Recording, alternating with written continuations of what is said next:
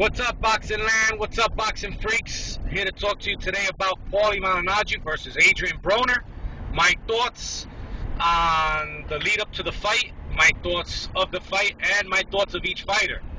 My thoughts of the fight, I guess it's alright because it's generating some excitement because Paulie's talking a lot of shit and Broner's trying to talk shit, but he's getting destroyed in that department. You can't out talk a Brooklyn cat. But some people seem like they're excited about the fight, so I guess that's good, in terms of Paulie, I thought Paulie's been washed up for a while. I mean, for crying out loud, Ricky Hatton came back at that time, which seems like he was doing a lot of cocaine, and he beat Paulie up and knocked him out. And Paulie's last fight at the Barclays Center, I thought he lost, and I thought he got a gift decision. He didn't look good. He is a one-hand fighter. Basically he has a jab and he moves around pretty good, but doesn't never throw the right hand. He has fragile hands too, so even if he started throwing it, he most likely would hurt that hand during the bout. So I think Paulie's been done for a while now.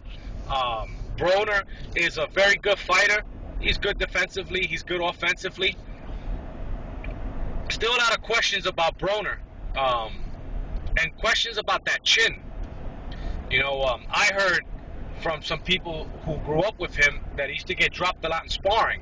Now, some of you may say that's sparring, but in sparring you have headgear and you're using 16-ounce pillow gloves. So if you're getting dropped with that, you may not have a solid chin. And then we have to also look at the fact that after Ponce de Leon, look at who Broner has faced. He hasn't faced a puncher.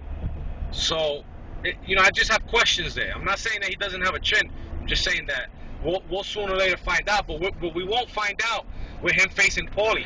Now, I understand that a lot of the guys at 40 were held up in fights, but I think there were other fights that they could have made. But then again, in terms of money, I think a fight with Paulie will sell. Paulie always gets a very good turnout in New York City, even more so now that the fight will be at the Barclays Center instead of the Garden. Paulie will get a good turnout. They'll have a decent crowd there, but mostly because of Paulie. I don't think that Adrian Broner is a draw yet in terms of drawing asses to the seat. As you can see at Boardwalk Corner, Atlantic City, I don't think he sells more than 3,000 tickets. I don't think he sells more than 2,500 tickets, and he's from Cincinnati, Ohio. And Kelly Pavlik is from Youngstown, Ohio, and he used to pack the place out.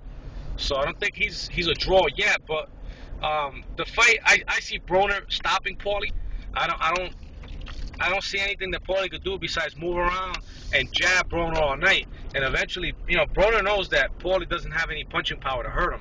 So I see him walking down. He'll just walk through whatever Paulie throws, and he'll start landing some big shots. Paulie may move around, early, but I think just eventually, Broner will trap him and he'll tee off on him. And I see a 9 or 10 round TKO stoppage.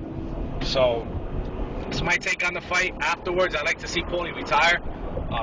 He's a lot of fun. He did a lot of good, but he's got a good gig commentating, and he's a decent commentator. So I think he should stop boxing. He should retire and just stick to commentating. Broner,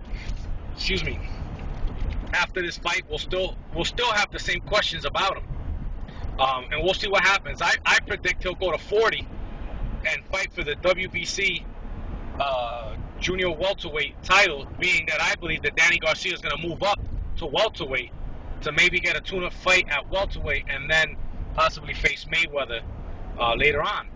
So that's my take. You guys let me know what you think. Follow me on Twitter at YDKSAB. Follow me at Boxing Freaks 2 words, and let me know what you think. Peace.